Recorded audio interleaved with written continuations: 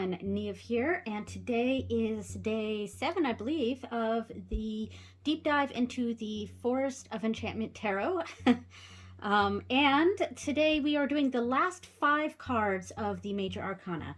So this is the bag I made for the deck. And we'll put the book over to the side here, and I have these cards on the top here. Yes. Okay, so we have, let me put these out of the way, and we'll lay this down. All right, so we have Starlight. Just gonna make sure I'm in the frame here. Starlight for the star, Moonlight for the moon, Sunlight for the sun, the Council of Animals for judgment, and we have the Wide World for the world or the universe. All right, so I do like that that the star, moon, and sun are like they go together, because those 3 cards in my mind often go together because they are the star, moon, sun. And I like that they've connected that with the name of each one here: Starlight, Moonlight, Sunlight. All right, so I'm going to take a picture real quick for the thumbnail. All right, and I'll put these to the side now, and we will start with the star, and I am going to zoom in a bit. There we go. That's probably good. Okay, so Starlight. So the star often represents, in my mind, a sort of almost like a guiding light or hope. And it's the card that I think is most alike the card of the same name in Lenormand, because there are cards in Lenormand that have the same name in tarot. I couldn't think of the word tarot. It's got there are cards in Lenormand that have the same name as cards in Lenormand, but maybe have completely different meanings. For example, the Tower card. The Tower in Lenormand is a lot like, I would say, the Hierophant in tarot, whereas the Tower in tarot obviously has a completely different meaning. But Starlight, and I think the sun has a similar, it also kind of has that same sort of meaning. I'm going to actually pull out all 3 of these right now to kind of talk about all 3 first. Yeah, so like with Starlight, or with Star, in Lenormand, it might represent things like spirituality, or it can represent hope. It can represent fame. It can represent the internet, because like there's a sort of electricity energy to the star in Lenormand. And I feel like with these 3 cards, those sorts of meanings have something similar. The most dislike Lenormand here is the moon, but there is a way that sort of connects it. And I know I'm going a little off track here talking about Lenormand with tarot here, but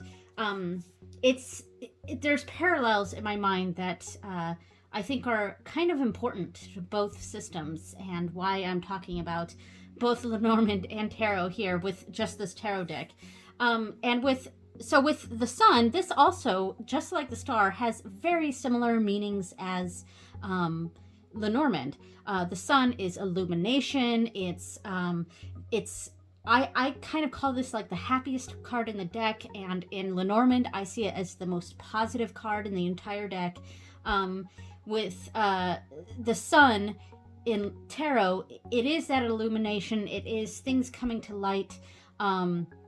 It's an aha moment. It's all those things. Now the moon is what's a little bit tricky, and I see the moon in both systems, if I think of it like a mirror. In Lenormand, we're on the side of the mirror where we're seeing our reflection being reflected back to us. The moon in Lenormand often represents our reputation, how we see ourselves, our self-esteem, how others see us, generally our reputation. Whereas the moon in tarot is like the other side of that mirror. So it's what's hidden underneath. There's a hidden element to the moon, and it's part of the reason why I have such a hard time with the moon card in tarot. And I said before in one of these previous videos that I jokingly say that getting the moon card in tarot, it's for me, it's almost like getting the try again later, answer unclear, try again later option in a Magic 8 Ball. It's very elusive. Whereas the sun is illuminating, the moon is elusive. So, what helps me with the moon is kind of thinking of it like a mirror. There's things bubbling up under the surface. There's something going on behind the scenes that we don't have full knowledge of. It's very similar to the High Priestess in that regard. But yeah, so let's do a reading with the star in the middle here. Oh, and first, before I get to the readings, I got to read the book entry for the star. Almost went full speed ahead, forgetting to do, yeah, all right, so the moon, the star. Okay, starlight. Making sure I'm in frame here. All right, so if you walk quietly through the forest on a clear and moonless night, you may hear singing high above. Where the treetops open to the vastness of the sky. There are groves of beech and linden that are much beloved by the woodland elves, who call them Elerina, crowned with stars. Close your eyes and listen to their ethereal voices. They sing of ages past with laments for the fallen and exaltations of the illustrious. They sing of the patterns of destiny they perceive from the vantage point of immortality. They sing of the stars themselves, whose light still reaches us long after their lives are extinguished. The elves sing of hope. Troubles and tyrants come and go, but the stars shine ever on. Starlight comes to reassure you. Yes, there's a reassurance to the star card. To reassure you that everything happens for a reason, even if you can't perceive it now. Time and distance will bring the pattern to light. For now, breathe in the beauty of this moment and pour out your song upon the evening air. Meaning at a glance. Undying hope. Yes, hope is a big keyword for the star card. Immortality, which is an interesting keyword. Spiritual connection to the cosmos. Yes, definitely. Destiny, cosmic connection, eternal mysteries. A closer look. Beech and linden trees are calming, peaceful, and strong. The beech is known as the queen of trees. Fascinating. So I like that interpretation here. Let's get a sample reading, and before I do that, I'm going to shuffle real quick. Hopefully I'll have an easier time than I had in a past video where I messed up the shuffling a bit. There we go. Perfect. All right. Shuffle. So these are just sample readings. I'm going to do one for each card, and there's no context to it, so it's just whatever story or situation I'm sort of making up to go along here with the star card. All right, so we have the Child of Boons. With these sample readings, I get a lot of the court cards. And we have the Four of Boons. I have not pulled this one yet. All right, so we got two boon cards here. All right, so I would say that, okay, so for the Four of Boons, the boons, by the way, are the suit of pentacles in this deck. The Four of Boons is sort of a hoarding onto your resources, not sharing, not providing for others, not, those are kind of negative. It could be a level of greed going on with the Four of Boons. And we see that here with these, are they trolls? Something like that. Some sort of mythical creature here who are, they're kind of not sharing what they have here. And I don't know if this troll, I don't know what the creatures are. This being here have taken one of their things, or they were only allowed one or something. But there's a hoarding of resources over here, and we have a person under the table eating unseen. Like there's a there's a level of greed with the Four of Boons, but it doesn't necessarily mean greed. Sometimes it just means holding on to our resources, or being a bit more conservative of how we spend our money or our time or resources. So it's not necessarily negative, but it's also not necessarily positive. And with the Child of Boons here, we may be embarking on something that we're a bit naive on. And the child is the page in this deck. So there could be a naivete here going on. And this kind of makes me think of Hansel and Gretel. So maybe approaching this house here cautiously, but maybe the Child of Boons might take a risk that they're not fully aware of what the consequences might be. And the star, going into the star here, I would say that this is guiding us to be a bit more concerned about how we move forward. And maybe this is coming from the perspective of someone who is the owner of this house. Let's say that.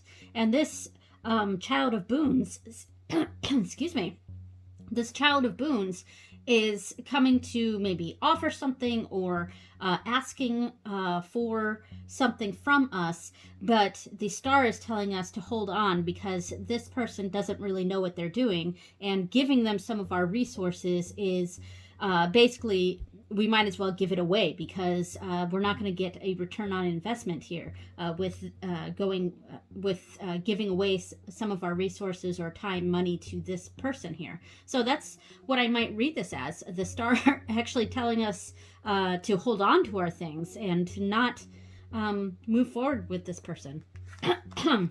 Excuse me, man, my voice. All right, so I'm going to pull out the moon, and we've already kind of discussed the moon, so I'm going to go ahead and go straight to the book on this one, Moonlight. All right, so there's sunlight. All right, moonlight. Oop, I'm bumping the camera. All right, so who dares to go into the forest when the moon is full? Oh, and that's one thing I was going to say is the, when I was reading for the Starlight, I was sort of thinking that if I were to use this deck for magical purposes, which more and more as I go through this deck, I feel like that's how I'm probably going to be using this deck, is for magical readings, having to do with spirituality and, well, really magical work. But if I were to pull these things like as a timing question, I would think of the moon, doing the moon, pulling the moon would indicate doing the practice or the spell or whatever on the full moon, or pulling the star could indicate doing it on a new moon where there is no moon in the sky, and that's why we are able to see all the stars. But that's just a side note, something I was thinking of when I was reading for these Starlight card. All right, so who would follow the luminous paths to the gazing pool? The forest is a different place by moonlight. What is familiar by day becomes illusory when the moon is full. The sounds of the night are eerie, haunting, filling you with nameless longing. Moonbeams sift down through the branches, silvering the sylvan glade. Hares go mad in the moonlight. Wild with lunatic ecstasy, they dance and leap, then suddenly stand motionless, frozen, bewitched. They return to themselves when the dawn breaks, most of the time. It is said that those who sleep in the moonlight either go mad or become poets. The poet Byron wrote, "There is a dangerous silence in that hour, a stillness which leaves the room for the full soul to open all itself, without the power of calling wholly back its self-control. Perhaps our lives are but a dream, and we are all as mad as moon hares. Even the most pragmatic cannot deny the magic of the night.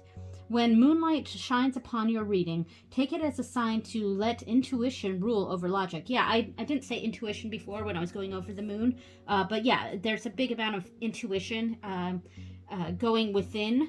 And again, there's a lot of connections for me between the moon and the High Priestess card. Take it as a sign to let intuition rule over logic for a time. Pay attention to your dreams, which may be full of portents.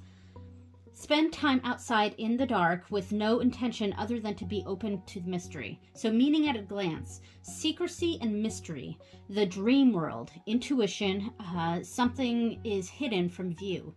A closer look. How many hairs do you see in this card? Let's see. Right off the bat, I see 3, but there's one hidden here. I'm not sure if I'm in frame here, but I kind of see one here. There's one hidden there. Let's see. This looks like, here it is. Yeah, here's a hair here. So there's another one.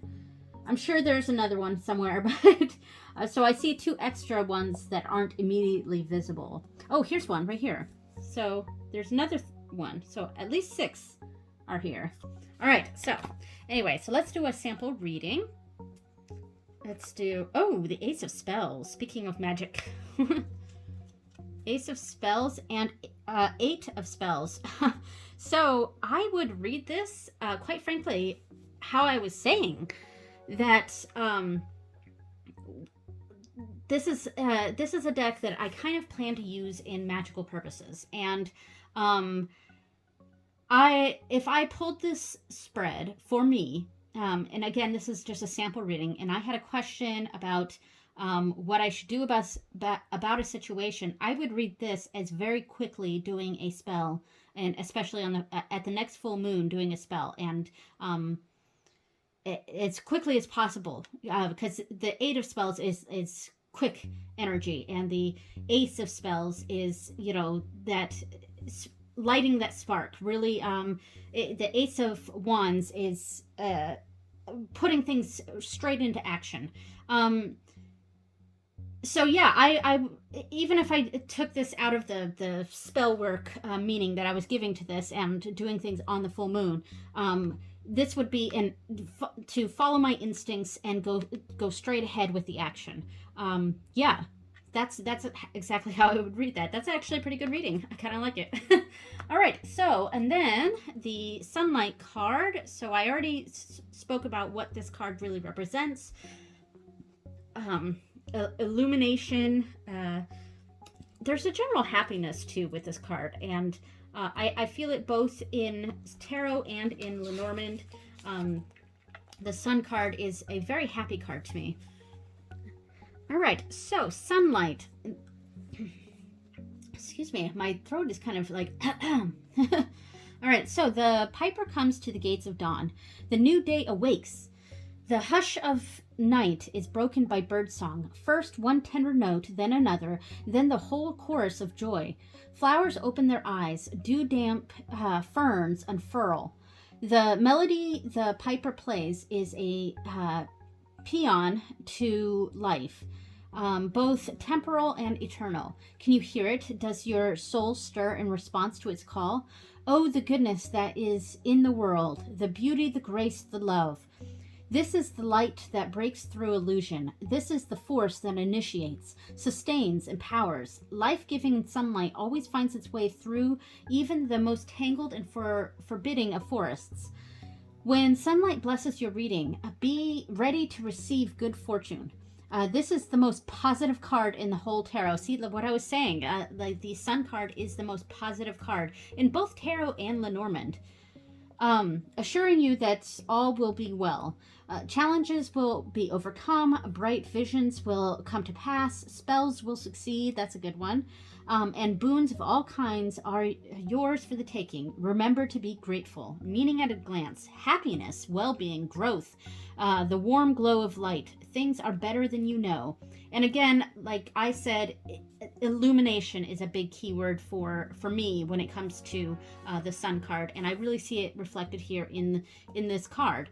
A closer look. Thrush and blackbird are singing the morning chorus. Primroses and celandines symbolize the springtime sun. All right. Very pretty. So it's very nice. I really like the Sun card in general. It's just a happy card. All right, so we have the Ten of Boons. Wow, very prosperous. Hopefully the next card is prosperous. And the Three of Challenges. No, it's not. Excuse me. So, oh gosh. I think all that is good and wonderful is something we're going to have to walk away from here. The Three of Challenges. Here we see, like, we don't see that the typical Three of Swords imagery where a heart, like that brokenheartedness. Here we see what looks like a father going away from his children, maybe? I'm not quite sure. Or, I don't know if those are his children, because they are far away. They might not actually be children. But here we have this man that I'm gonna guess that it's his children, but he's very tearful, but there, for some reason, he has to leave his children, but he seems to be leaving them in the middle of the forest. So the Three of Swords can often represent, like, we often read it as heartbreak, and it can be that, but it is in the suit of swords, and swords are a suit of mental aspects, communication, things like that. And we may have to, this person may have to cut off communication with their family, their very happy family, or they've got to leave, they've got to go somewhere, and so that cut off from this happiness and this prosperous time here. And the Ten of Boons is a family card. It's about generations. And with this Three of Challenges, with this particular imagery, it does feel like a father walking away from his children. And I would say that he's leaving a good thing behind here. I mean, there's many different ways I could read this, but I do want to find the Three of Challenges in the book and see what the keywords are for this interpretation. Three of Challenges right here. I'm not going to read the whole thing because I will when I get to that card, but so meaning at a glance: betrayal, a heartless decision. Okay, so a decision made that seems heartless. An abuse of trust. These children maybe are trusted this person, their father, but then he's left them behind, and they feel sort of betrayed. A stupid and unnecessary drastic action. Everyone involved is hurt.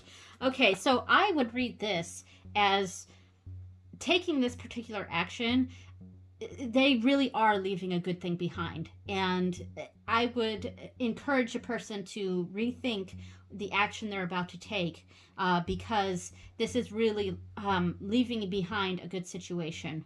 So yeah, that's how I would read that. So now we have the Council of Animals. Very cool card. I think this was initially in my favorites. Yeah, so the Judgment card, it is in some ways, it's very much like, say, the Hierophant, in that it kind of does have that element of sort of judgment from a higher being in some way. So there's an element of that. There's a connection there with that card. There's a spiritual nature to the Judgment card. This is the Council of Animals, where it's almost like our actions are being put on display to be judged as before we can move forward. And in the traditional Judgment card, you know, it's a being. It's at the. It's kind of like, I'm using kind of a Christian imagery here, but like a standing before the pearly gates sort of thing, and your life and your decisions are being judged as to where you're going to go from that point on. And here we see that all the animals here have come together to weigh options and to judge a situation, and all eyes are on us as the viewer. So there is a literal judgment going on, but there's a sort of spiritual nature to the Judgment card, the Council of Animals here. So let's see what the book has to say. Yes. All right, so the Council of Animals. Okay, so a journey through the forest can have profound meaning or be utterly meaningless, depending on what you bring to it. Intentions count as much as actions. Devious successes are far worse than errors made in innocence. The Council of Animals convenes at fateful turning points to evaluate the traveler's progress and rule in judgment of the future. Each council animal has its own unique wisdom, insight, and perspective. Each is authentically itself, and it expects you to be too. Don't ever think you can be that you can fool the council. Yeah, you can't fool whoever is judging you here. It's not. You can't hide anything. Everything is seen from this. It is time for a reckoning. Yes. When you are called before the Council of Animals, it is a sign that you are ready to face some tough truths. Epiphanies are possible. You may begin to see a new purpose for your life. At the very least, you will come to know yourself better, toady warts and all. For more help on the Council, see the spread on page 206. All right, we will look at that real quick. So, meaning at a glance, judgment, assessment, self-awareness. Yeah, that's a good one. Self-awareness. Forgiveness. Yes, there is also a forgiveness aspect to the Judgment card. The Council of Animals. Forgiveness, atonement, and enlightenment. General enlightenment. So I am going to go to page 206 and see what that spread is about. I'm not necessarily going to do that spread right now, but I just want to see what it says here. Okay, well, let me read the closer look first. So there are 12 animals on the council, and they change every 12th moon to allow for different points of view. When fish are on the council, the meetings take place at the sacred lake. Very interesting. Okay, so 206, the Council of Animals. Let me see if I'm in frame here. Okay. So there is a this is a large reading that requires some time. It's a good one for milestones such as birthdays or the new year, but it can be done anytime you are ready to ask yourself the hard questions or when you are ready to have the Council of Animals ask you. Take the Council of Animals card from your deck and prop it up on your table. Then lay out 12 cards as shown. Well, it doesn't say as shown because it just lays them out. It just lists the card here, which I find a little confusing, but I like to see visual spreads. And so I will say that that's something that I don't really like about this. It says laid out as shown, but it's not really shown here. Maybe it's not on the previous page. I'm not sure how they want us to lay it out. I guess however we want. Maybe you could put the Judgment card in the middle and lay all the other cards around like a clock. I don't know. I guess there's some creativity with this. All right, so lay the 12 cards as shown, one for each of the 12 council animals. So toad, what are you really? Fox, what brings you delight? Deer, what do you love? Tawny owl, what do you know? Merlin hawk, what is your prey? Bat, what fuels your flight? Squirrel, what do you covet? Raven, what is your secret? Hare, what is your madness? Hedgehog, what is your song? Bear, what is your strength of character? Badger, what is your philosophy? Consider each question carefully before you answer. You might want to write your answers in your journal or record them and listen again later. This reading can also be done in a group. Write the numbers 1 through 12 on slips of paper, then take turns drawing them and answering the questions. You can do this alone if you want advice from one or two animals, not the whole council. The traditional name for the Council of Animals card is Judgment, and that has a negative connotation in our modern society, but the council always has your best interests at heart, so step forward and answer truthfully. So very interesting. I'm just going back to the Judgment card here to so judgment, assessment, self-awareness, forgiveness, atonement, enlightenment. Those were the key words. So that's what we keep in mind here as we do this quick reading. So we have Child of Spells. And we have the Nine of Visions. I like the Nine of Visions. It's a wish card. Um, I think it's almost like we are taking a step that we're unsure about, because the Child of Spells is, with every child card, there's a level of naivete. But I feel like we're making the right choice because there's a level of self-awareness going on that allows us to move forward with our desires. I just want to see what the Child of Spells says here, what their keywords are for the Child of Spells right here. Oh, no, that's Seeker of Spells. Child of Visions, Child of Spells. Playful, enthusiastic, curious, brave, a risk taker. Yeah, for sure. Funny and waggish, doesn't give up easily, learns by trial and error. And there is a literal trial going on here, and I think I would say that whatever action you're unsure about, I would say to be brave. You are going to be able to face the consequences, and you're going to get what you desire, and it's the right step forward. That's how I would read that. All right, so last card, we have the Wide World. And what I do like is that this is the same creature from the Fool card. So we've come full circle here with the Wide World. So this stag, this white deer, is able to see everything laid out before him. He's able to see the big picture, and that's kind of how I interpret the World card in general, being able to see the big picture. So let's see what the book says about the Wide World here. Starlight. All right, so here we go. And here you are, back at the portal. The lessons of the forest and all your experiences therein have brought you to this place.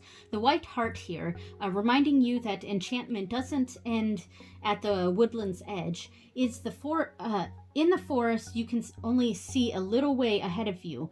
In the wide world, you can see much farther. The sweet open meadows, the misty hills, the twisting roads, the vast sky, and the cloud castles, Other forests await with fresh visions and new challenges, stronger spells and greater boons.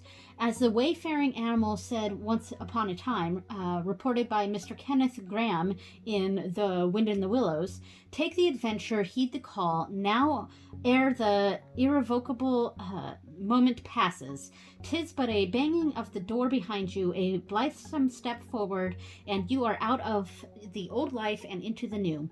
The cycle ends and the next begins. This is a positive card, not a disruptive ending as with the Folly card. This is a card of destiny, following the Council of Animals, where you assessed your progress and aligned it with your greater purposes in life. You've done what you need to do, even if you are not completely cognizant of it yet. It is time to look toward new horizons, meaning at a glance, completion, wholeness, seeing the big picture. That's the main keyword I was saying. Connection to the world. A closer look. This is a sacred, there is a sacred tour not too far away. Go there first and walk the spiral path of the standing stones. From there, you can look back on your forest journey. Very nice. So let's see what the sample reading is. Another court card. Seeker of Boons and Suspension. Okay. So the Seeker is the Knight. Yes. Child, Seeker, Weaver, Keeper. Okay, so the Seeker of Boons is the Knight of Pentacles, and there's a lot of caution with the Knight of Pentacles. It is, I would say that it is moving forward, but it's almost almost at a standstill, and here we have suspension, which is at a standstill. And I would, if I got this reading for someone, and of course, like I said, this is out of context, so it does depend on the context of the reading, but I would advise whoever came to me for this reading to slow your roll and to take a step back and see the big picture, because right now there is more for you to see, and acting slowly and very cautiously right now would be the way to go. And that would be my reading. All right, so thank you so much for watching, everyone, and I will see you next time, where I'm going to do all of the aces and twos, I believe. Yeah, all the aces and twos. All right, so thank you so much for watching, everyone. I will see you next time. Bye.